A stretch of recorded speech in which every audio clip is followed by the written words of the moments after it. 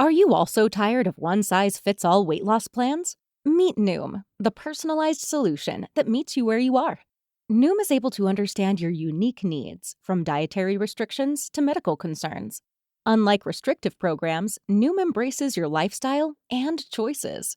Discover a sustainable approach to weight loss, tailored just for you.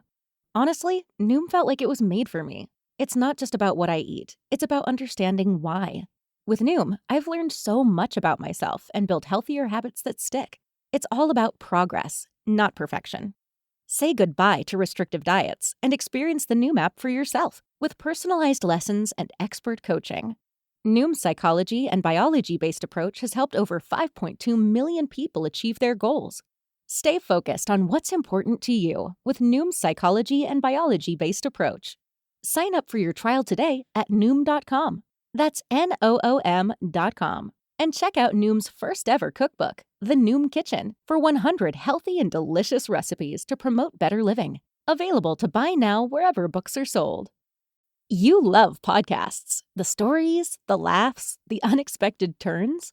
But when this episode ends, the silence starts. Not anymore. Audiobooks.com turns that silence into your next great adventure.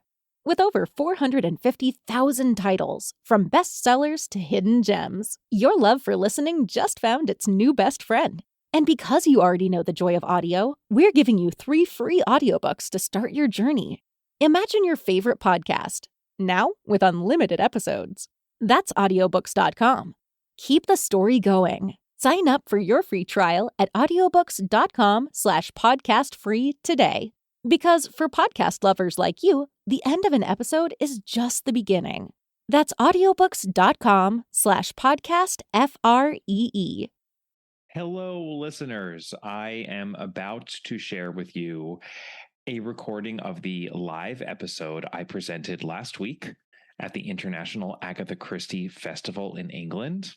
I just wanted to take a moment up front to acknowledge something that will be glaringly obvious, or should I say echoingly obvious, once that episode begins, which is that the audio quality of the recording is trash or rubbish, as many of you across the pond might say. I was lucky enough to be joined at this event by 4 esteemed co-panelists, and we had a fantastic time, and I really am so eager to share the experience and our thoughts with you, which is why I am going to air this episode, but I had to give this little disclaimer up front because it's a bit hard on the ears, I'm not going to lie, and there are portions of the episode that are difficult to discern. So just know that going in. I am sharing this content with you in the spirit in which it was created, which is one of passion and enthusiasm and delight. Unfortunately, 5 people with microphones in a large hall filled with over 100 people is a wonderful live event, but does not make for such a good audio recording. So I do apologize about that. But I hope that you're able to get something out of this episode all about Agatha Christie's greatest novel. Here goes. Welcome to All About Agatha, the podcast dedicated to reading and ranking every single mystery novel written by the Queen of Crime, Dame Agatha Christie. I am Kemper Donovan, and I am presenting this episode live here at the 2022 International Agatha Christie Festival. It is Wednesday, the 14th of September. I am in England. I am in the Spanish barn of Tor Abbey in Agatha Christie's hometown of Torquay, her home county of Devon, just minutes away from her idyllic summer home of Greenway, which I visited today. I did a bit of a tweet storm, which for me is about 5 tweets in 3 hours. But I took lots of pictures of Greenway because it's so beautiful. I've already had more clotted cream than I should have. And just to say any clotted cream. I want to welcome all of you here in the audience who made the journey to be here. This has been a long time coming for me. My former partner, Catherine Rowick, and I made the attempt to come in 2020. That did not work out. We were here remotely in 2021, and now I am thrilled to be here in 2022. So if you could all just give a round of applause for the fact that we are all here together. It'd be great.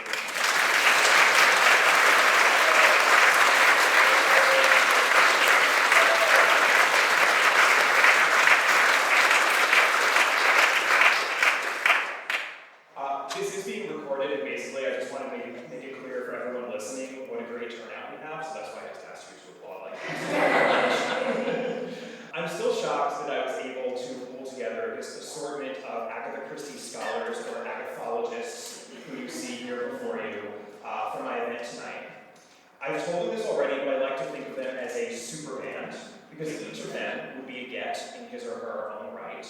So here's what we're going to do tonight. I'm going to give you a sense of who I am, in case you don't know who I am, and who they are, and then what we are going to do tonight. And I'm going to do this quickly, because we have a lot of material to cover, and I don't want to shortchange any of it. So as I already mentioned, I'm Kevin Donovan, and for 5 years I co-hosted the All About Agatha podcast with my beloved co-creator and co-host, Catherine Robeck.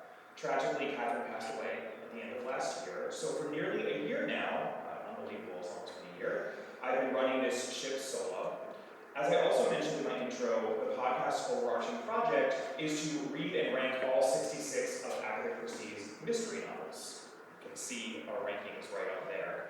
Catherine and I use preset criteria in the form of 6 categories: plot mechanics, plot credibility, series-long characters, book-specific characters, setting and tone, and for our final category, a bit controversially, deductions for depictions that may strike readers as problematically stuck in their time.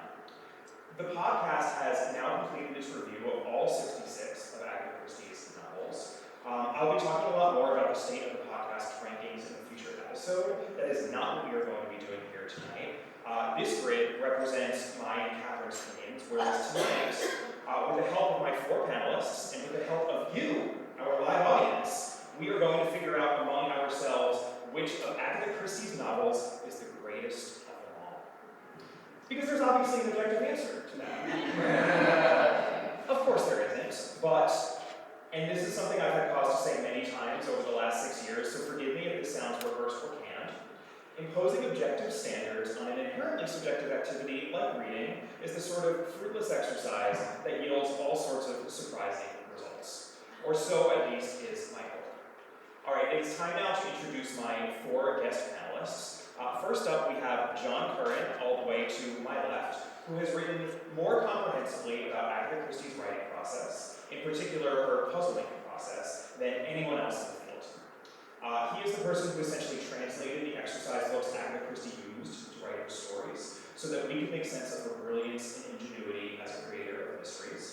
His Agatha Christie's Secret Notebooks is quite simply an essential reference for any Agathologist, which is why I reference him on the podcast more than any other person. Next, we have Mark Aldridge, who gives John Curran a run for his money in terms of how often I reference him on the podcast. In his book, Agatha Christie on Screen, Mark writes more comprehensively about Agatha Christie's film and television adaptations than anyone else in the field. His latest book, Agatha Christie's Poirot, The Greatest Detective in the World, is similarly encyclopedic, and he is currently working on a Marvel companion to that book, which I cannot wait for. Jamie Berntal-Hooker is one of the foremost contemporary scholars of Agatha Christie. His book, Queering Agatha Christie, is quite simply one of the best books of literary theory I've read, and you should note that I'm not limiting myself to books about Agatha Christie when I make that statement. In addition to editing 1 and co-editing 2 different scholarly books about Christie, he's also written Agatha Christie, A Companion to Mystery Fiction. And it's too bad I already used up the words encyclopedic and comprehensive when I was talking about Mark. I'm just going to say it's exhaustive. Because it is. Not exhausting, exhaustive. Carla Valentine is the foremost authority on forensic science in Agatha Christie's work. A few of you may have been fortunate enough to see her presentation here earlier today. She recently published Murder Isn't Easy, The Forensics of Agatha Christie, which is a brilliant book. She is an anatomical pathology technologist, in other words, a mortician, and she is the curator of Bart's Pathology Museum, in addition to having authored another book, Past Mortem's Life and Death Behind Mortuary Doors. So here's how this is going to work. First, I have to say that the credit for this idea goes to another Christie scholar. That would be Tony Meador, who presented earlier this week. He co-hosted Sleeping Murder with me, and he single-handedly proposed this format to me. And I gladly accepted it and ran with it. So, each panelist plus myself has already identified their top 3 Christie titles. I took these and compiled them into a list of our 10 favorite Christie titles as a group. And I like to think of this group as 10 little books.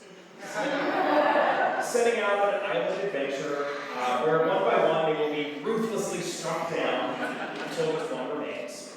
And so we're going to be doing this by way of a balloon debate. In each round, we'll pit one title against another, starting with the lowest ranked of these 10 titles, and working Each panelist will have no more than 1 minute to argue why one of these books should be thrown out and the other not thrown out. I will be timing everyone, including myself. Then we five will vote by a show of hands, and the title to survive goes on to play the next round, and so on, and so on, and so on, and so on, until we are left with 2 books. At the end of that round, it will be up to you, the audience, to make the final decision as to which of these 2 books gets the crown of Agatha Christie's greatest novel. With whatever remaining time we have left, we will then open it up to questions. You can ask any of us anything you want. Not anything, but it needs to be Christie related, but just know you don't have to limit yourself to the titles that we're going to be discussing during the debate. I'd actually love to be able to discuss some of the 56 titles that we weren't able to include. It was painful enough having to exclude them when we came up with this list of 10. All right, and I will also just give this disclaimer, both to you all here in the audience and to everyone who's listening to this podcast. We will do our best not to spoil anything major, which is to say, we're not going to say who the murderer is in any of these books. We're not going to give away the big blank did concept behind a particular book. But if we let slip little details, like who the victims are, the sex of the murderer, or some other characteristic of the murderer, things of that nature, please don't get mad at us. We really have to be able to talk about the intricacies of these books to a certain extent to have a substantive conversation. So if you're really, really worried about spoilers, you might want to turn this off, or I suppose leave the Spanish bar right now. But I think we'll be okay. All right, so we are going to get started here with our first 2 books. I am going to go first. This is our number 10 ranked book. It is Appointed with Death versus In a Battle to the Death. Appropriately. All right. Just putting in here from the future to clarify, because it is not clear on the recording, the 2 books we are pitting against each other in this first round are Appointment with Death in the number 10 spot and Curtain in the number 9 spot. So, I'm taking my phone out now, and I'm opening up my timer here, and I am putting my stopwatch on, and I will now go and tell you which of these 2 books I think is better than the other. And the answer is Curtain. Because there are not 1 but 2 brilliant high concepts in this puzzle, each attaching to one of the 2 murderers who are revealed at the end. I think this is one of Christie's most shocking books, but also one of her most emotional. I'm probably overly influenced by the fact that I just covered this book for the podcast, but I actually think there's no question it's better than Appointment with Death in particular, because I think Appointment with Death is wonderful. It has a very well-rendered setting, which it doesn't get credit for all the time. It's a lovely travelogue book of Christie's, and people often talk about Death on the Nile, Murder on Sicily, and it's another good one. And also, Mommy Dearest Mrs. Boynton is one of Christie's most hideous characters. I absolutely love her. I love to hate her. But the solution for me is relatively unsatisfying in that it doesn't relate directly to a lot of the character and even plotting work that Christie is doing in the middle of the novel. I'd say a good 70 to 80% of the novel. So, Curtain for me. And look at that, 56 seconds. John, go. It's one of our greatest achievements, and what I particularly like about it is it's coming full circle. Poirot started his career in Styles, and he finished his career in Styles. It's set almost completely within Styles, so it's a typical country house murder mystery. Well, it's not exactly typical, but it is a country house murder mystery. But the other thing that I find quite touching about it is Agatha Christie wrote this in 1940 and put it into a safe. And for the next 32 years, she wrote more of Poirot's adventures, knowing all the time that he was dead and safe, if you know what I mean. Appointment with Death, the only way he solves that is by divine intervention. There was no way you could possibly have worked out, because if you remember, one of the other restrictions was 24 hours. Yeah, so. But I do agree with Kemper. The setting, I think, is the most evocative of all of the foreign travel books. And Time. Okay. Absolutely. All right, Mark, go. The answer is definitely Curtain. Appointment with Death has got brilliant balance to it. I particularly like the setting at the beginning, the characterization is brilliant. It isn't as strong as we keep moving through it, but the solution says it's not terribly convincing. Curtain, I love, for all the reasons I said, you're not going to repeat. The thing I was thinking about earlier is the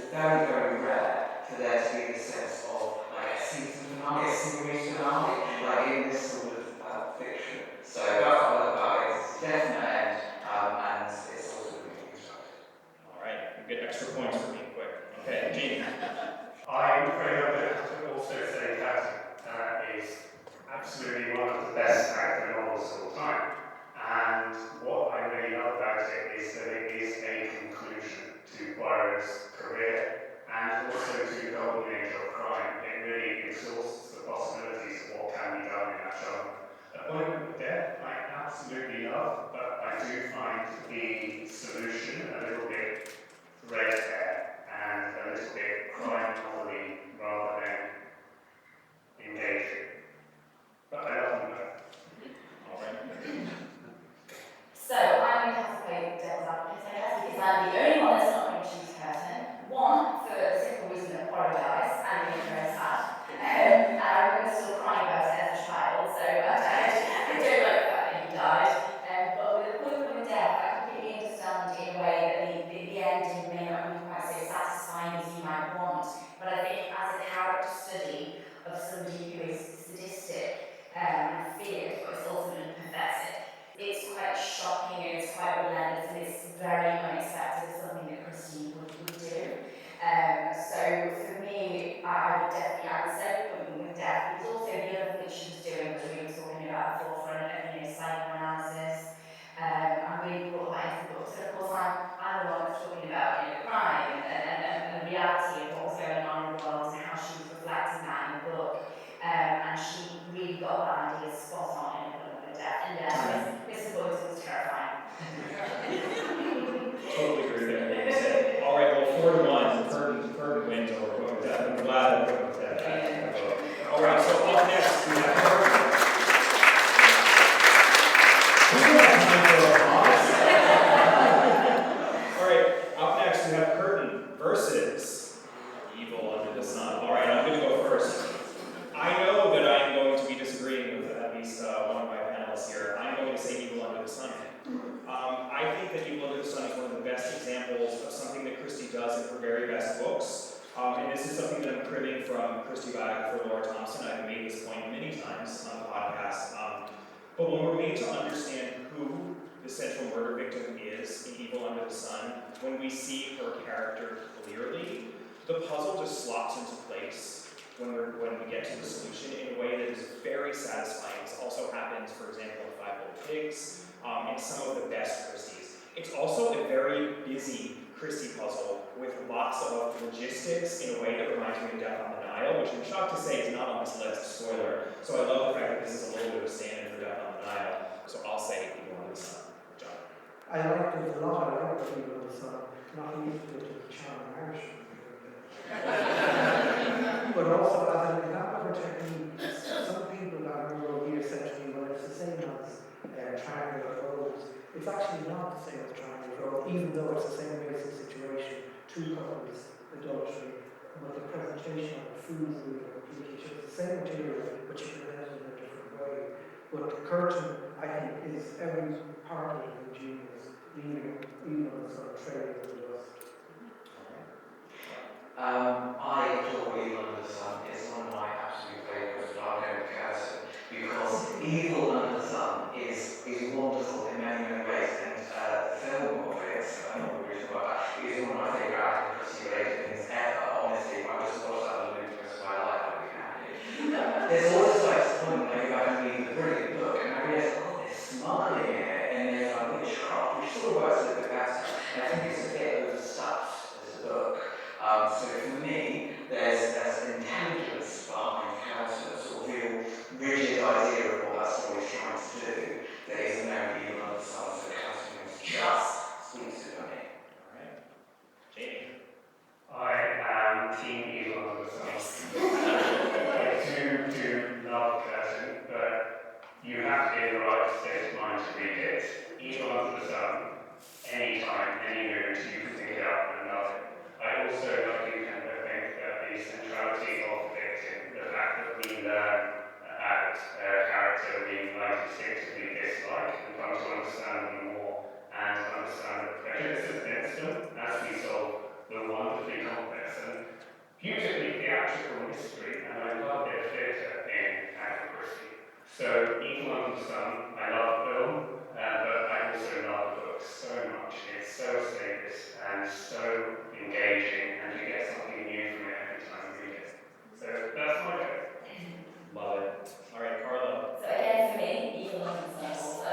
I remember thinking when I first read A Triangle of Rose, the short story, and thinking this could have easily been made into a whole novel because it's amazing, you know. And then of course I didn't know years later she would do that. I think she does a very good job of sort of subverting the idea of a love triangle. We've mentioned before there's no death on the Nile on this list. This is kind of like the death on the Nile substitute, and it is really important when people consider sort of love triangles that doesn't mean that it's always for the greater good. And I think that's sort of like that sickening desire that they had to, to do what they did really, and to turn it on its head. I think that for me is what makes it so surprising. And a bit of clues. I mean, they're just ingenious. Well, it's curtains for curtain. So our next title then is going to be Evil Under the Sun versus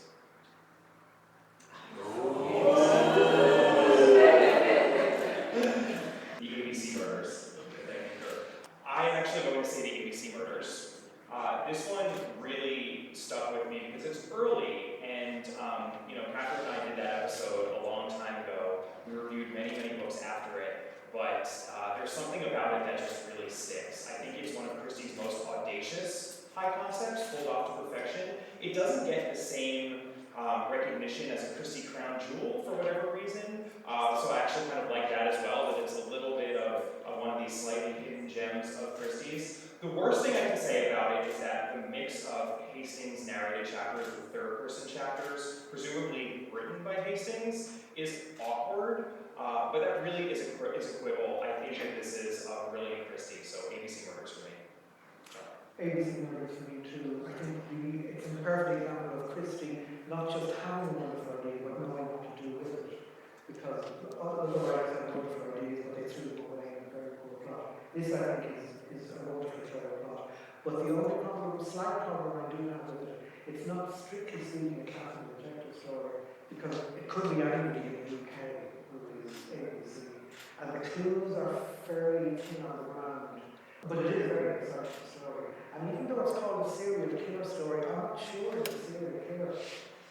And of course, it's one of the most imitated. We've all seen umpteen TV shows where the genius comes up at the end and says, well, of course, we're only doing this because thinking they're being highly original, whereas Christie did it way back in 1935. So I would go for ABC as well. All right.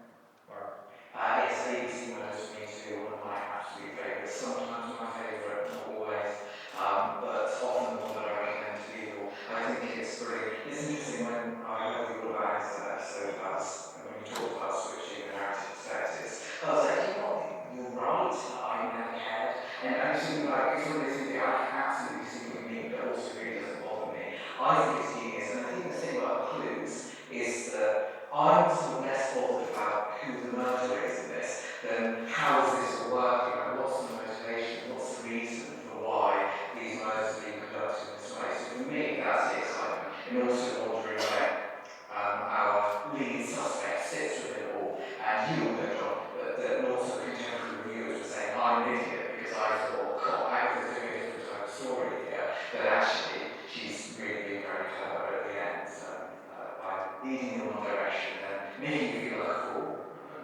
Just under the wire. All right, Dean.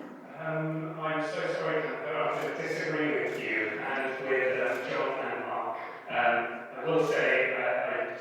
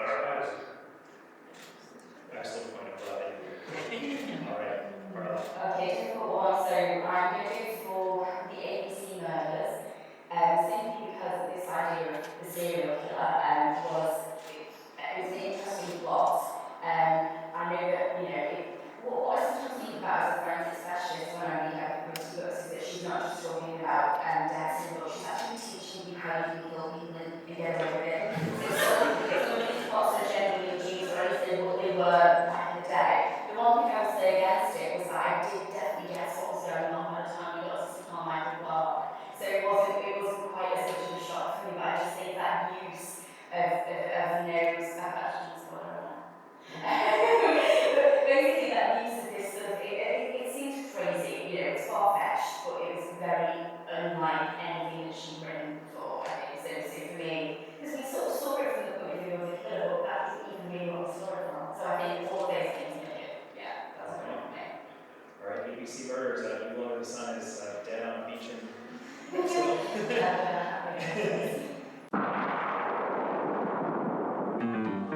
Are you ready for some BritBox? Of course you are, because if you're listening to this podcast, then you, like me, are a fan of quality British television, which is what BritBox is all about. They've got fan favorites like Vera and Father Brown and Sister Boniface, and McDonald and Dodds, a super fun modern series I've already mentioned. The show stars Tala Gouveia and Jason Watkins, who are wonderful, but like so many British shows, half the fun is placing the stellar guest stars, those veteran character actors whose faces we love to recognize from show to show. Actors like James Murray, who plays Chief Superintendent John Houseman in seasons/series 1 and 2. Many of you will recognize him from the Agatha Christie's Marple adaptation of the Siddiford mystery, and more of you are about to recognize him as Prince Andrew in the forthcoming season/series of The Crown. That ought to be interesting. So if you, like me, enjoy playing this sort of game, then sign up for BritBox now to watch McDonald and Dodds and other great crime dramas from the UK. And if you're listening to this in the US and Canada, I have a special limited time offer for you. You'll get 50% off your first month when you sign up for a monthly plan, but only if you go to BritBox.com and use my promo code Agatha at checkout. So don't wait. Tell them Kemper sent you. And Large Marge, but mainly Kemper. All right, so next up against the ABC Murders, we have Murders in the House. And I just keep on picking the new book, but I'm going to do it again because Murders Announced is the only Miss Marvel on this list, which makes me furious. If I had my way, Murder at the Vicarage would actually also be on this list, because as much as I love it, I think there are just too many other Christies that are better, and this is one of them. This is definitely one of my favorite Christie puzzles, especially for Miss Marple, which is often a lighter on the puzzle end of things. It's probably the best example of the way that Christie uses what biographer Gillian Gill calls textual clues. We talked about this in an episode. There are clues that exist within the very words on the page that make up a story, as opposed to material clues like cigarette ashtray numbers, etc. No offense to there's nothing wrong with French-based clues, but I just think Christie is so brilliant at using the written medium to fashion her best clues, and this is a great showcase of that. It's also one of her best applications of setting. Christie uses the actual setting, that post-war mood of disorientation and dislocation, the way that people don't really know their neighbors very well anymore, as a means of crafting her puzzles. So setting actually comes into the way that the puzzle works and is in fact solved. Just brilliant. Yes, I agree. I would, not only is Miss Marple's greatest case, it's one of the 10 greatest detective novels Christie wrote, because I would argue it's the last of the heavily clued village mysteries. The clues are so numerous, and the one that we can't mention is so daring, so in your face that she got away with it. I'll have to try to say this without giving away too much, but there is an existing manuscript, stroke typescript of this in amongst her papers, and there is a note to the publisher: please note, do not change ... It's part of the plot. And she got away with it, absolutely. And also I agree with you about the post-war austerity is wonderful. The only caveat I have with it is that embarrassing scene with Miss Marple jumping out of the room. With her hitherto unsuspected ability for recidivism. It's appalling. But other than that, the book is as perfect as you're ever going to get it. All right, Mark. Yeah, it is getting Murders to me as well, which I think 10 years ago, I'm surprised to say, because I always loved it. You see Murders in the Way at the top. Murders Announced, always loved. Murders Announced over the years, just got up and up and up. It's It's thinking about that thing about this very kind of thing, tricks in the text, which is what you're saying. Well, the great thing about it was going through Commons archives the other day, and they kept changing it, like they kept re-typeset it. They would take that clue out by accident and get angry at the people to say, I was looking out for this clue, my new paperback doesn't have it. And it reverted at least 3 times, so they were told, can you stop trying to correct this? So yes, Agatha's ahead of all of us. It's a brilliant, brilliant novel on every level. All right, Amy. I would say also as a researcher, the nature of the clues are wonderful when you're going through archives, as John and Mark said, because it's so entertaining. Also, it's the only novel that gives us a cake that we can make at home. You get a very rich cake from. Also, it is such a document of its time. It's a post-war setting, but also so ahead of its time. And I love that it's probably the most visible same-sex couple in an Agatha Christie novel, or in fact in a pre-1960s detective novel. And it's just a really wonderfully drawn study of characters in a post-war British setting, and a very ingenious plot as well. So there's an nice get my vote. Same as me, not double advocate this time. I really, really love A Murder is Announced. It's one of my favourite Miss Marples. I think, as it's been said before, but it really captures that sort of tone of ration books, people still having to, ration their ingredients to make a cake.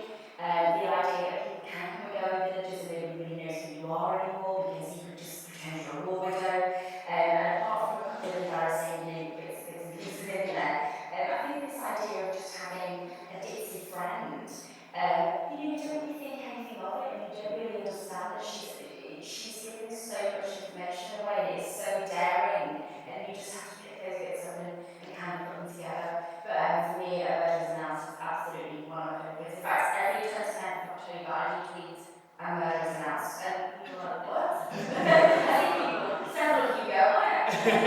But I'll always remember it, because that was when A Murder was announced. I think it's an ingenious plot. All right, so Murder is Announced. It's unanimous. Okay, so up now against Murder is Announced. This is going to start getting really hard here. Crooked House. This gets really hard for me. Crooked House is ranked higher than Murder is Announced in the podcast rankings, and I think this will just go to show how fluid this rankings project really is. There is so much to celebrate about Crooked House. I mean, that is one of her not-so-high concepts, and it is pulled off to perfection. I don't think she really does anything wrong. She never takes a wrong step in Crooked House. And yet, I find myself clinging stubbornly to A Murder is Announced. I'm going to just go ahead and blame Dark Marple. I think she's taken hold of me and she refuses to let go. The post-war setting in A Murder is Announced is so perfectly rendered, and again, because it also comes to play a role in the actual solving of the mystery. I love that, and Crooked House actually also has a very evocative post-war setting as well, but for me, it's better in A Murder is Announced. And again, just as a Marpleite, I feel like I need to cling to Miss Marple for a little bit longer, so A Murder is Announced. A Murder is Announced for me as well, although I mentioned earlier Christie not having great ideas but not what to do with them, because there were 2 earlier detective novels with the same solution as Crooked House, but neither of them are in the same ballpark from the point of view of the use of a very clever idea. I mean, Crooked House is wonderful, but again, my only caveat is it's not too heavy, which A Murder is Announced is, so I'm going to stick with The Murder is Announced. All right, Mark. I don't know. But I'm going to go with Crooked House because they are, both Murder is Announced and Crooked House are possibly the best examples of that sort of their subgenres within Agatha Christie. So you really are comparing different things, but that's the name of the game. But I'm going to go with Crooked House for the only very personal reason I have a very vivid memory of reading it on holiday with my family and just gasping, and just thinking this was one of the most incredible things I'd ever read. And so for that rush that it gave me on first reading, that is my go for Crooked House. All right, Amy. Oh my goodness, this is absolute torture. I will also go for Crooked House.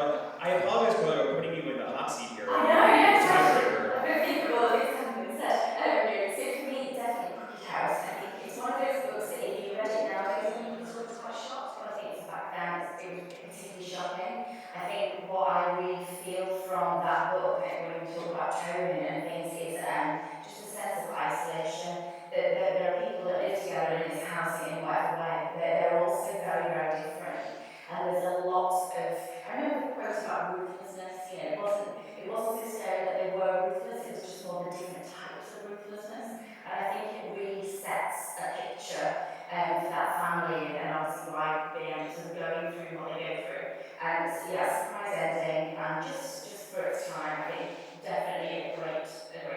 And just a good indication that, you know, we have to start thinking about Agatha Christie in terms of vicarages and old men being popped off with guns. You know, she dealt with a lot of different issues, and this is a good one, I think, that she dealt with. All right, Crooked House it is. The Murderer of Crooked House. You've read it, you know what I'm talking about. Strikes again. One of the more very, very frightening murders of Christie. All right, so it is now going to be Crooked House against Endless Night.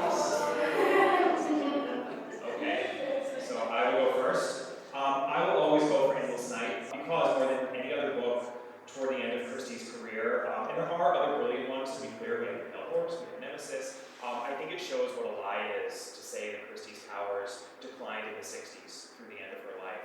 This is quite simply one of her best written books. It's probably the best example of the brilliant way that Christie could recycle her plots, which also puts the lie to the notion that Christie was only good at plotting. Well, she was only good at plotting. How could she use the same plot twice and have both books be absolutely different and brilliant, to the point where no one could even tell that they were the same books? And also, the character work that she does here is just bar none. Her first-person narrator, Mike Rogers, he's a young working-class male of the late 1960s. This is a 70-something Agatha Christie who just nails that voice and sells it, and I am in just eternal awe of Endless Night. So Endless Night for me. Well, I agree with a lot of what you say, and it is a wonderful daring book. I do disagree, and I think her abilities did decline in the 1960s. I would only include Endless Night and compare those in the 60s. But there are plot holes in Endless Night, I hate to break it to you. The concept is wonderful, and it's a perfect example of recycling one of her most daring tricks from 40 years earlier, and one of her most daring plots from 30 years earlier. But there are definite plot holes. And interestingly, I was lucky enough to hear the recording she made of it when she was writing it, and a lot of the mistakes don't occur in the recording. So it's strongly suspected that Collins asked her to make it more detective novel-y, and in so doing, she inserted holes to the plot. I think it's wonderful, but I don't think it's the best of the two. All right, Mark. Yeah, I love Endless Night, and John ruined it for me several years ago. Right? You think that explained all of those loose ends things. I hope you're not going to ruin everybody else's night. It is absolutely brilliant, but once you realise that some of the dead ends in particular that are there that don't actually go anywhere, it pains me to say that although it's probably in my top 10, certainly Crooked House just gets into the post for me. The Endless Night is brilliant, and she knew it was brilliant. That's what I really love. This is actually an era where Agatha Christie gave a few interviews just after Endless Night, and she consistently said how proud she was of it. And for somebody who said, I'm just a sausage machine, I don't really have method, she obviously felt an awful lot about this book and was rightly proud of it, but it's Crooked House for me. All right, Amy. Okay, if you'd asked me last year, I would have said Crooked House. I will now say Endless Night.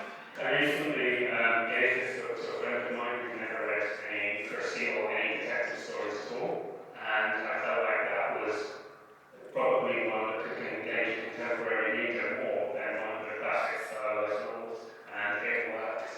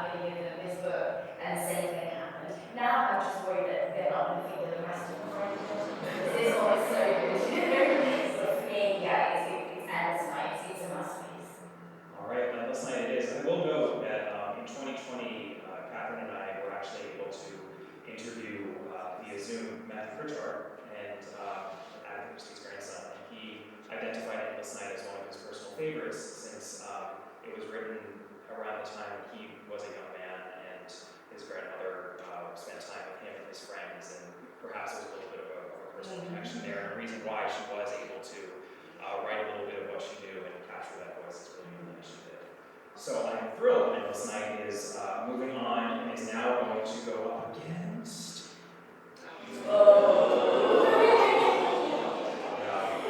Future Kimber again. The book that got such a big reaction was The Murder of Roger Ackroyd. So this round is Endless Night versus The Murder of Roger Ackroyd. Well, I just sang the praises of Endless Night, but unfortunately, I think that there is just no overstating the brilliance of the concept that's behind this book. For me, I think this book is actually what proves why it's pointless to quibble about other authors who may have used some of Christie's gonzo high concepts before her. The point isn't that Christie invented any of these high concepts, it's that she did them the best. And she employed them so skillfully and so ruthlessly, and never is added them on better and brighter display than The Murder of Roger Ackroyd. Both times that I read this book, I read it at least 2 times. The first time and then for the podcast, I had to go back at the end to check that she hadn't broken any rules, because it just seems impossible that she does what she does, and yet she does. So it's just so artfully done, and let me remind you, this is the 6th novel of her 66 that she wrote. This is so early, and I think it just kind of establishes her as the genius that she would go on to be for decades after. So Murder of Roger Ackroyd for me. John. Absolutely, Murder of Roger Ackroyd. And of course, she had a nod towards the solution in an earlier book, which doesn't get on everybody's radar. But apart from the surprise ending, which is a big apart from, I think it's also a perfect example of golden age detective fiction, because it has all the tropes that we're used to now. You've got the wealthy person murdered in their home, mysterious butler, alibis, the little village, and the family all suspected. And you've got 3 floor plans, maps of the area and the house. And also, it has what I still consider, and like Jenny said about taking out the book and reading it regularly, it's the funniest chapter Agatha Christie ever wrote, The Evening of Mahjong. It is so witty and so funny, but you're also getting snippets of information, and that's really clever. And I really can remember other writers did use this concept later in Christie, but they all fudged it to a certain Time. It's okay. She never wasted a word, even in those funny scenes. Right? No, absolutely not. No. All right, Mark. Endless Night. Well, I mean, the reason is very straightforward, which is that for Endless Night, I was gripped the whole way through. Like, I absolutely want to know exactly what's going on. Because the great thing about Endless Night, which also can be an example, especially with films, is that you don't actually know what the mystery is for a really long time. You just know that there is some sort of mystery, that something's going on, you don't know. And so for me, that made me excited the whole way through. When I was reading The Murder of Ackroyd for the first time, for the first 80% or so, it is a brilliant example of golden age fiction, but it felt pretty sort of standard, and it wasn't keeping me really intrigued by, I really wanted to know who killed Roger Ackroyd. I was just, enjoying it like any other book. So for that reason, I'm going to be mocked on my way out, brandishing whatever they have to chuck at me, because it is Endless Night. All right, Amy. Mark, we can both be mocked. I love The Murder of Roger Ackroyd mostly as a scholar. I love it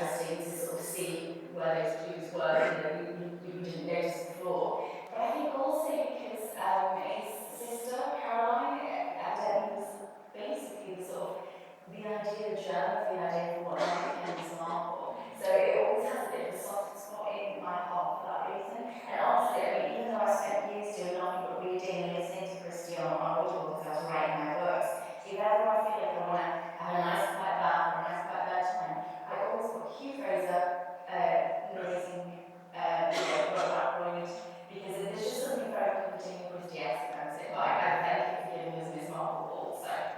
All right, so Roger Ackroyd wins and is going to go up against, in our second to last round here, Five Little Pigs. Anyone who listens to the podcast, this probably isn't going to come as a surprise that I am going to go with Five Little Pigs. This is the one that I think is the proof that, yes, Christie did good character work, that she could create brilliant, complex, layered characters. Every single major character in this book is not just good, they are exquisitely drawn. This is one of Christie's best drawn murderers in particular, which is why the reveal at the end, I think, packs the punch it does. And it's sort of the antidote to all those cheesy, awkward, ripping off the mask to reveal the gibbering psychopath scenes that we get in lesser murder mysteries. A few of them by Christie herself, to be perfectly honest. But here, when the murder is revealed, it's chilling, it's convincing, and it's tragic. And I'm actually going to quote my former co-host, Catherine Robeck, right now, whose love for Five Little Pigs was unparalleled, and say the final pages of this novel are probably the best thing that Agatha Christie ever wrote. They are so powerful. I mean, this is the one that just lands with a thud in the bottom of my stomach and makes my heart skip a beat when I finish the book. So Five Little Pigs for me. And Five Little Pigs for me, because also there is a section of Five Little Pigs that is the murder of Agatha technique. But for me, until I wrote Secret Notebooks, this wasn't my favourite. And I think the one that was is coming up shortly. But this one is the nearest approach to novel and detective novel that Christie wrote. But in the notebooks, this is what converted me. There are 75 pages of notes for this book, which is the largest amount of pages for any book. But from the very first note to the last, everything changed. The characters, their relationships, their names, possible motives, the murder method, and even when she decided on poison, she went through half a dozen different poisons.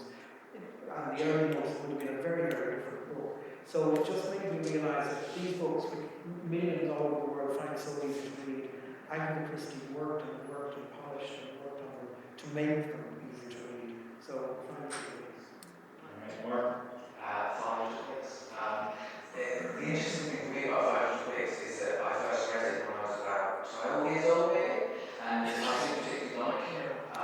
And it's a book that if you read it a long time ago, you need to be particularly careful. I strongly encourage you to read it again, because I think that the older you get, the more you appreciate the characters were. And I just think that the more familiar you are with the way that Agatha Christie writes, the more you get out of a particularly strong way the relationships and stuff it depicts in Five Little Pigs. So it's Five Little Pigs, so I wouldn't have said that, over 10, 20 years ago. And I'd also say that it contains some of my very favourite clues in the whole of Agatha Christie. Most of all, it's to do with the way that the poison is administered, the way that that is established. Very possibly my favourite clue, actually.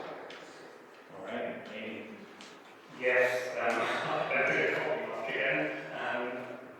I read Five Little Pigs when I was very young. No, that's my choice, Five Little Pigs. When I was about 13, 14, I think, and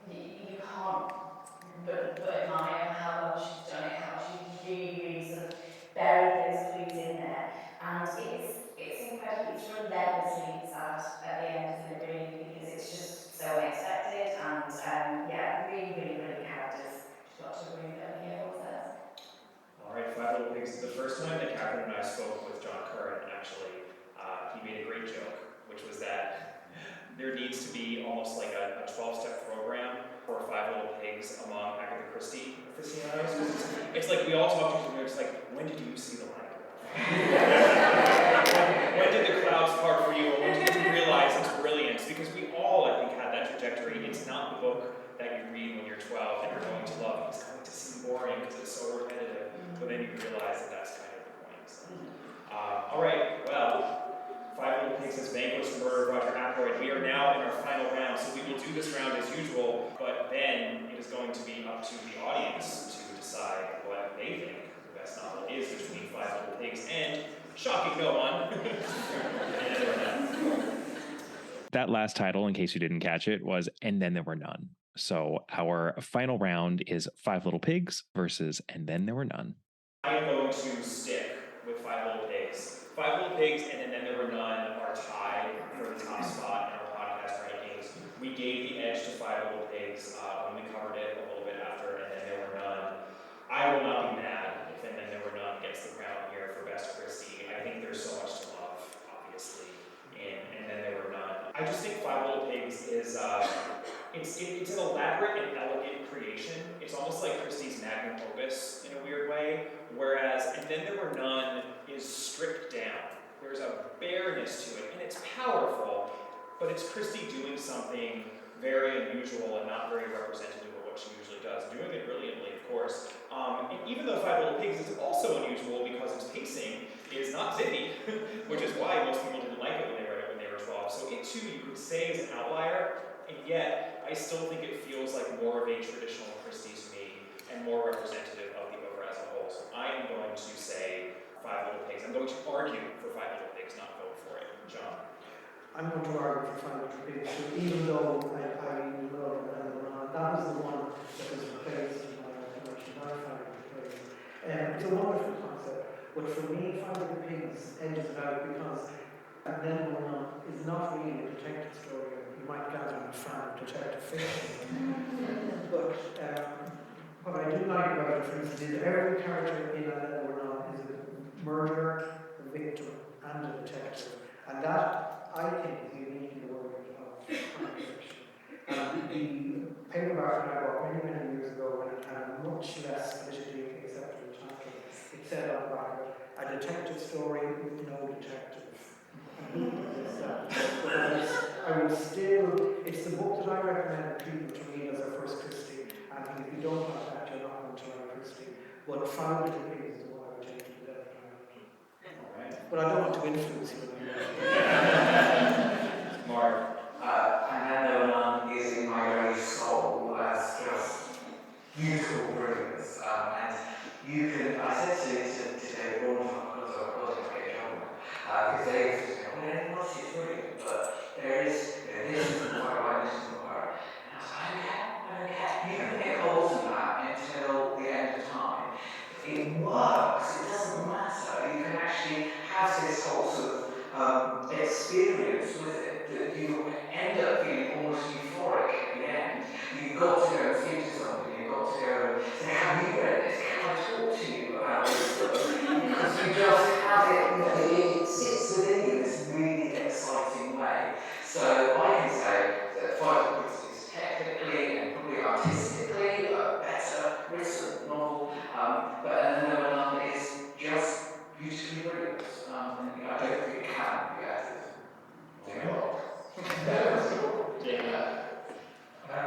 I'd say there is a reason And Then There Were None is the best-selling novel of the 20th century,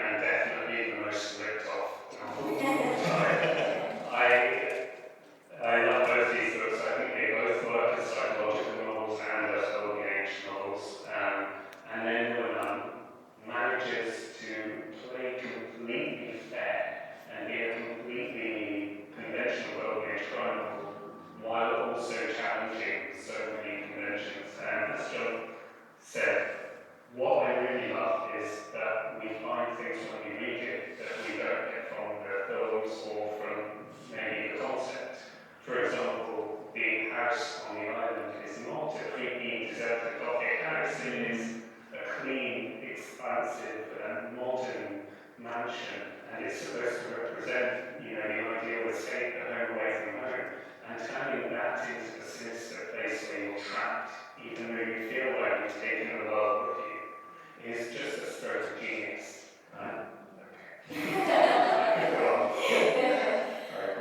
Right, so I'm actually going to stick with Five Little Pigs. And the reason being that I think, as much as I do love this book, I think it's great, I think the concept is really unusual. It's obviously been copied by a million different things. Please tell me you've all seen the Family Guy episode, and then both of you are. That was very funny. If not, say bullshit. But a couple of problems I had with that were to do with the names of the characters, because I think, so I won't give too much away, I feel that when we talk about Christie's sort of characterisation of people, Five Little Pigs certainly had personalities, and it was all about personalities. This is very much to me more like a crossword puzzle that, just happens to have some depth in it, because you've got these very specific kind of two-dimensional characters. And so for me, even reading it as a sort of 10, 11, 12-year-old, I guessed what was going on, simply because of a lot of the naming of the characters and things like that. So it's going to have to be Five Little Pigs for me. All right, well, you have heard from all of us. I will give you 30 seconds to think about this. Strict, isn't it? In the spirit of hard science in which we are conducting this, we are going to do this by which gets louder applause. So get ready to cheer and really hoot and holler for the title that you like. But in a few seconds' time, I'll just sort of announce each title, and we'll see which one gets the louder response. Give it a think. This episode is sponsored by BetterHelp. As evidenced by this very live episode I'm bringing you today, I was on a trip recently. I had to travel from Los Angeles to England for the International Agatha Christie Festival, and one thing I was really conscientious about, given all the logistics and the jet lag and whatnot, was getting enough sleep while I was traveling. I knew that sleep was important for my mental functioning, and that how I cared for my mind would affect how I experienced my trip. It's just so important to invest time and care into keeping our minds as healthy as possible, which is why so many people invest in therapy in their day-to-day lives, including me, and why I'm so thrilled to be able to bring you an opportunity via BetterHelp, which is an online therapy service that offers video, phone, and even live chat-only therapy sessions. That means you do not have to see anyone on camera if you don't want to, which is a truly great thing in this day and age. It's much more affordable than in-person therapy, and all you listeners will get 10% off your first month at betterhelp.com/Agatha. That's betterhelp.com/Agatha.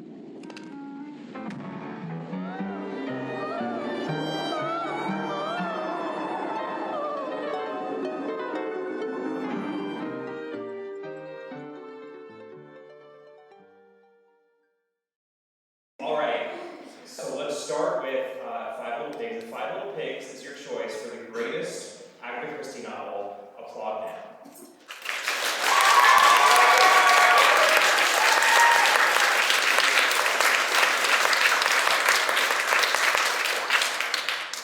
All right, and Then There Were None is your choice for Agatha Christie's greatest novel. Applaud now.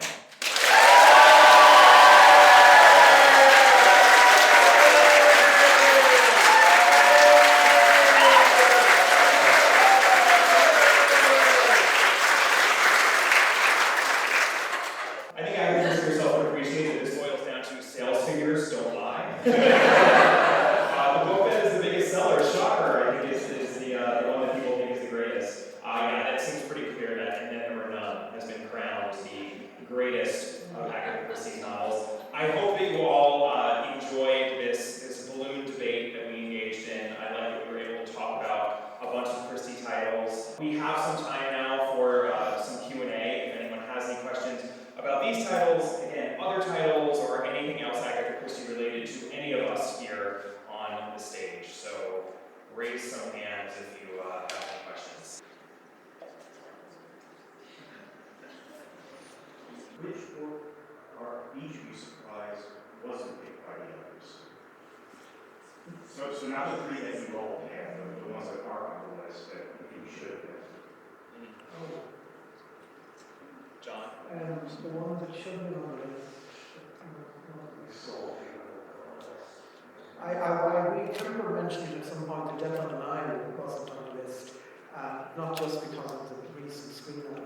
It is a hugely clever plot and beautifully done, and it has the foreign travel element. So I did expect that to appear in the top 10. It would be in my top 10. But what do I know? I wondered if Murder the Vicarage was going to be there, which is not in my top 10. It's not one of my favourites. Brilliant to see it. But it seems to have had, I was just beforehand, we were chatting, it seems to have a bit of a resurgence. It seems to be very, very popular at the moment. So I expected to see that. But I mean, we were going through all of our lists beforehand, and I was like, oh my god, I'm so pleased to see South Cyprus is at number 15 or something. I absolutely adore South Cyprus, and nobody ever talks about it, but it's for you, obviously. So it's actually quite a treat to have slightly unusual ones.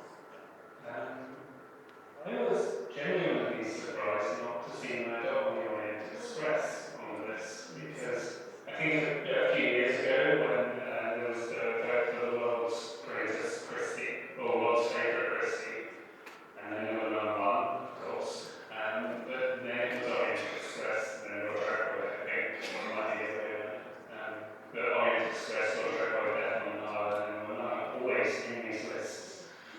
I love Lord Edgeworth Dies and Cards on the Table, but I knew no one would support me if I mentioned it. One of the ones that I mentioned that didn't make the list was The Moving Finger. We didn't get that on there, did we? No, it would have been number 11. Yeah, exactly. But I think I don't know what it is about that book, but I just find it fascinating, this kind of like really subverts this idea of the people that write, poison pen letters, and this idea, the sort of reverend's wife feels sorry for that person as opposed to thinking they're evil, because they're obviously lonely. I think it touches on a lot of really interesting concepts and things that were believed at times. So yeah, The Moving Finger, I think, is one of the ones I would like to have seen. But I don't know how many people really find that particularly good. That's just me. How many people know this? We rated the movie figure quite low, and people constantly contact us about it, very annoyed. Yeah, okay. It's all me, by the way. Different names. I mentioned Murder at the Vicarage. Other titles that are in the podcast top 10 that didn't appear in this top 10 are Death on the Nile, The Hollow, which is also a favorite. I would just also say, it kind of strikes me that I think that Murder, I know not everyone will agree with this statement on this panel, but I think Murder on the Orient Express and Five Little Pigs are kind of the inverse of each other in that Five Little Pigs only gets better the more times you revisit it. I think Murder on the Orient Express is great the first time around, and then the more you revisit it, I think that there's something a little bit clouding about the investigation, and once you know the big gonzo high concept there, it's just not a great reread. So that's why it is in our top 10 as well, but I never would put it in this top 10 for this presentation. It's a wonderful book. It's obviously one of the crown jewels, but not one of, I think, the scholarly favorites, perhaps, for that reason. There's lots of love on the list too. I have personal favorite books, and I think I'm one of the only people in the world that really likes that book. And personal favorites of one of the lesser ranked Christie novels. Personal favorites among the lower ranked Christie novels. Towards Zero. I think the concept behind it is so good and so clever, and the character drawing is very good, and the concept of the plot, and well, I can't say very much more without giving it away, but I think it's an extremely clever novel, even if an American detective novelist beat her to the punch with the identical plot device, but a much poorer book. So I would vote for Total Zero. But Towards Zero as well is really full of a wealth of forensic information too, which is one of my most posted books on my shelf, so that it's quite interesting because it's the one that she famously uses the word blood spatter, not splatter, which is the incorrect one. So I'm forever grateful for the fact that she get that right. It's great. Mark or Jim? Well, I mentioned South Cyprus, which I know is actually number 15, but generally gets ignored. And the other one that I love is Mr. McGinty's Dead, which is so good, it's such a solid mystery, but it's also hilarious. It's really funny. Poirot being put into almost faulty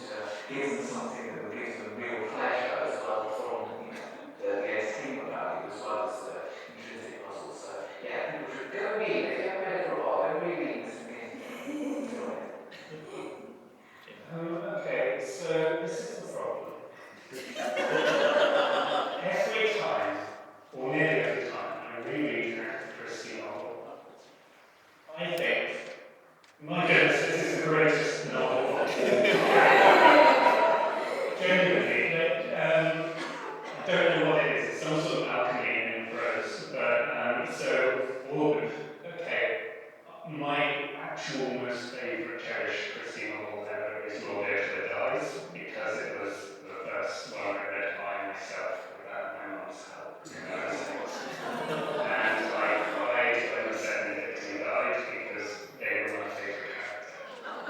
And so that's one of my favourites. I think it's an absolutely brilliant novel with a writing and social commentary that deserves to have a good screen adaptation. But also, they came to Baghdad, I think it's like third from last in the listings or something. Oh yeah, it's very, very low. I love it. It's like in my top 5. Topping Jones is such an amazing hero. She eats 16 sandwiches because she's not hungry. Can I make a pedantic point, which is very unlike me, of course, but I think there's a huge difference between your favourite Christie novel and the novel you think is her greatest achievement. So it's your personal favourite for a whole lot of mixed up reasons, but it doesn't necessarily mean it's her greatest technical achievement. In fact, it probably means it isn't. Unless, of course, it's Five Little Pigs. It's funny sometimes that books like Keep Reading, Read On get left off because there's so many problems about being stuck in their time. And I remember listening to a podcast. I was reading it and I thought to myself, oh my god, when Cameron and Catherine read this, they're really going to have a problem, with all this stuck in its time stuff. But there are so many really funny moments in that, and it's also like a really interesting plot, and they get overlooked because of that unfortunate, whether it's racism or, very stuck in its time. Yeah, so it's a shame that we can't enjoy them a bit more, My name is Matthew Christian, she was my grandmother.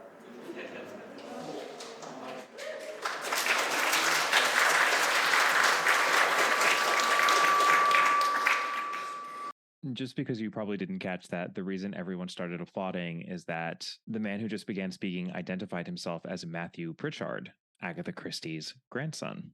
As you can imagine, his presence there and the fact that he felt moved to speak was a high point of the presentation. So I hope that you can glean a little bit of what he's saying from this horrendous audio recording of a lovely, lovely live event. First thing to say is that it is astonishing that there are so many good books competing with each other for a award in this country. I'm very proud of that. The second thing is that she wrote very few bad books, and there are not many authors who you can say that. So I think it's been a wonderful competition. I'm surprised Orient Express didn't get more support. Certainly, as a member of my family company, I don't want to sort of lower the return, but it's deserved a hell of a lot of money.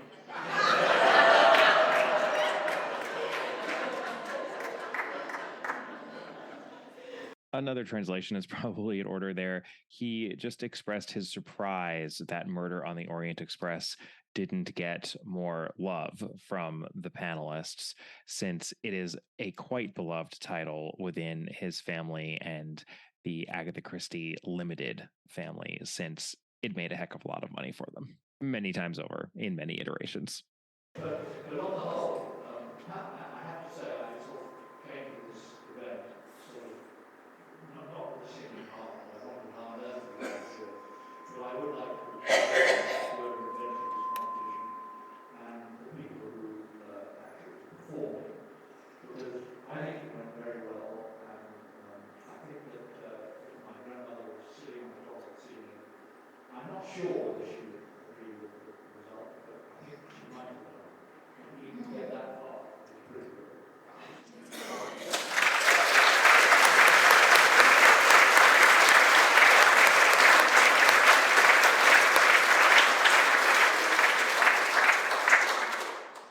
I'm sorry, I can't help myself, but final translation of what Matthew just said, because it was so lovely.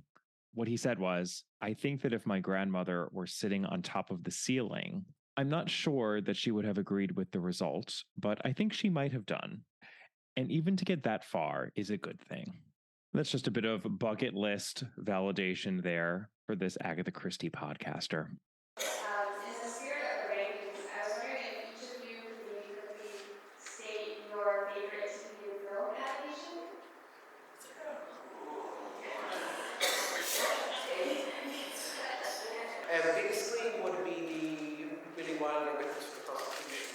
And the small screen is probably fine with the pigs. I have two minor quibbles with it, but overall I think it is the best of the David Suchet adaptations of what is her best novel, regardless of what you all might think.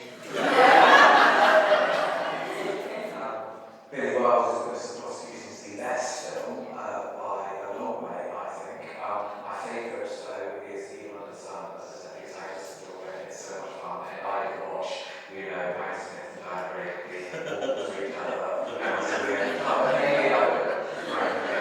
TV-wise, I was going to say the whole David Suchet War and the whole of Journeys and Miss Marple. They're ups and downs in the series, but frankly, I love it.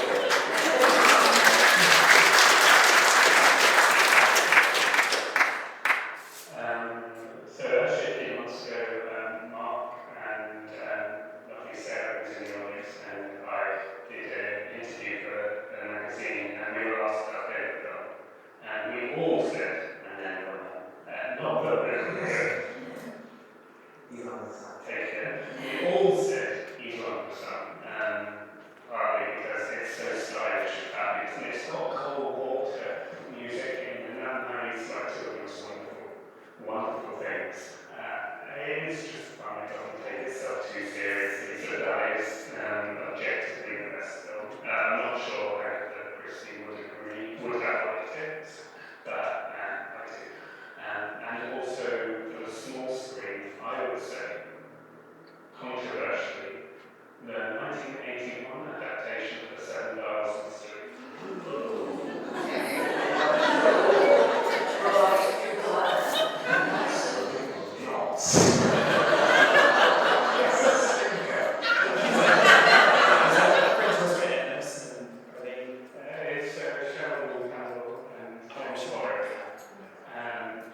And it's kind of like seeing a stage show in the 70s, but nothing else has quite captured to me the spirit of reading the novel to the extent that that adaptation does, and I'm not quite sure what it is, but I know no one else in the universe, including the people involved in it, would agree that that's the best one, but I like it. So one particular film adaptation I think for me would be Death on the Nile with, I think it's Easy Ustinov who plays Poirot, because of course there's also Angela Lansbury who plays Salome Osborne, and it is styling is just incredible. It's that sense of Evil Under the Sun thing. The styling is incredible, and it's just got such a good cast, and it's just very campy as well, and it's just very fun. But for me, Suchet as well, it's just always going to be Beat Poirot. I think that whenever I read a book. So. I think my favorite Suchet is actually the ABC Murders. It's an excellent adaptation of ABC Murders, but there's sort of an analogy to be made. John was just talking about the difference between the best crafted Christie and your favorite Christie. When it comes to the Poirots, I can recognize, I think fairly objectively, that David Suchet's performance as Poirot comes closest to the Poirot on the page, and yet I love Peter Ustinov's Poirot in all of them. And they vary when it gets into the TV movies. It's they get a bit dodgy, but Death on the Nile, starting with Death on the Nile, I just absolutely adore that movie, and I watched it over and over again when I was a child. And Evil Under the Sun, the camp factor is just so I actually really do quite adore Peter Ustinov's turn as Poirot. Are there any other questions? Just real quickly, I'm wondering if you've decided what book you're going to reread. So the question was, what book am I going to reread for the podcast? Because this is something that Catherine and I talked a lot about. Having covered all of these books, often when you read a book, it's the book is frozen in time and the time in which you read the book. And we often joke that the reason we came down so hard on The Secret of Chimneys is that it was at a point when we weren't even sure we were going to continue on with the podcast, quite honestly, because it was so early. We were like, are we really doing this? This is taking a whole lot of time. But we forged ahead, and we often would think maybe we should go back now that we've kind of committed to Christie, and we might be a little bit more forgiving of that book. So maybe Secret of Chimneys, I haven't figured it out yet. And a lot of people, so Secret of Chimneys and The Moving Finger, but by far actually the book that many people contact us about that they say we just got wrong is Death Comes as the End. It's ranked very low. This is all relatively speaking, of course. This is all Christies are wonderful, but it's one of the ones I did not enjoy as much when I reread for the podcast. So perhaps that one should be the reread, but I'll address it actually. Maybe I can do like a vote or something. Haven't figured it out yet. This is a joy to listen to. Thank you, Kemper, for putting all this together. I loved it. I'm just curious to know, what is your favorite or the book when you first read that shocked you the most? For me, it was After the Funeral. Just completely floored me. I had never suspected this murderer before, and I wish I could just erase my mind and go back to read it again. And I'd like to know kind of maybe what your big shocks were reading Christie. Well, somehow or other, before I ever read Murder Ackroyd and then I knew the endings. I don't know how I did that, but I managed. So my biggest shock was Crooked House. I think that would always be shocking. Yeah, same thing. Crooked House was a big shock. I hate to say I'm quite good at solving. I did not solve Nemesis, but probably the biggest shock was Tour Zero. That not to be completely serious, that's probably a wrong expression. I don't know, all I ever want to do is just completely erase my brain of ever reading them and rereading them again. Do you know what I mean? It's so difficult to do it in hindsight, but I wish I could just like pretend that they didn't exist and then start again from the very beginning. Internal Just sunshine like, as well as mine, just for Christie. Yeah, just like Christie novels, because I really don't think of the endings, so they're all just shocking, aren't they? It's really, really good. I have a very easy answer to that. Death on the Nile, more than any other book. And it's a book, by the way, where the puzzle mystery is replicated in 2 other Christie novels. But the character work she does in Death on the Nile, particularly as to Poirot's relationship with the murderer, is so good, and it's such a sympathetic portrayal that it hurts my heart every time we get that reveal, we get the ending of that book, which is also a very violent, shocking ending. And I remember the first time I was like, what? I just had no idea, but even beyond that, I was just really hurt by it because I was so invested in the character. So that one for sure.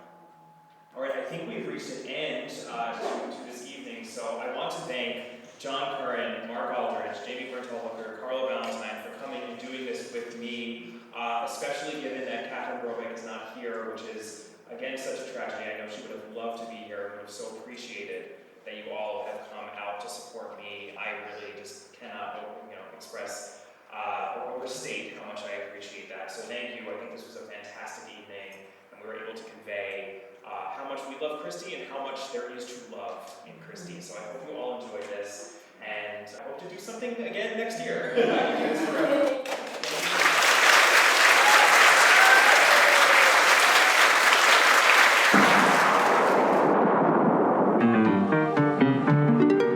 What an absolute joy that was. My thanks again to John Curran, Mark Aldridge, Jamie Berntal-Hooker, and Carla Valentine, who joined me on that stage last week. Thank you also to the organizers of the International Agatha Christie Festival and the volunteers who made my stay in Torquay such a joy. I have every intention of doing this again and doing more live shows because it was so much fun, but clearly I need to figure out how to record these shows with better sound quality. It's all a work in progress, isn't it? And we will continue to progress together, even though we are done with our review of all 66 of Agatha Christie's full-length mystery novels. There are still rankings for the podcast to be revisited. I will be doing that actually with one of the co-panelists who appeared on this very episode. More to come on that front. Very exciting. In my next episode, I will also be bringing you a live conversation that I had at the International Agatha Christie Festival, but fear not, because this conversation happened in a room with carpeting and the same microphone that I use to record my regular episodes. So you will be able to hear every word exchanged between me and David Braun, who is the publisher of the Agatha Christie catalog, both classic and new titles. We had so much to discuss. And he was so lovely. He was very busy, as you can imagine, at the festival, but he gave me a great deal of his time, and we covered a lot of ground. I cannot wait to share that conversation with you. In the meantime, if you are jonesing for more All About Agatha content, you can head on over to the podcast Patreon page at www.patreon.com/allaboutagatha. You can click the link I've provided in the notes to this episode. You can email me at allaboutthedame@gmail.com. You can find the podcast on Twitter at allaboutthedame and on Instagram at allaboutagatha. And I would really appreciate it if you would give the podcast a rating and or a review if you haven't yet done so. See you next time. Bye.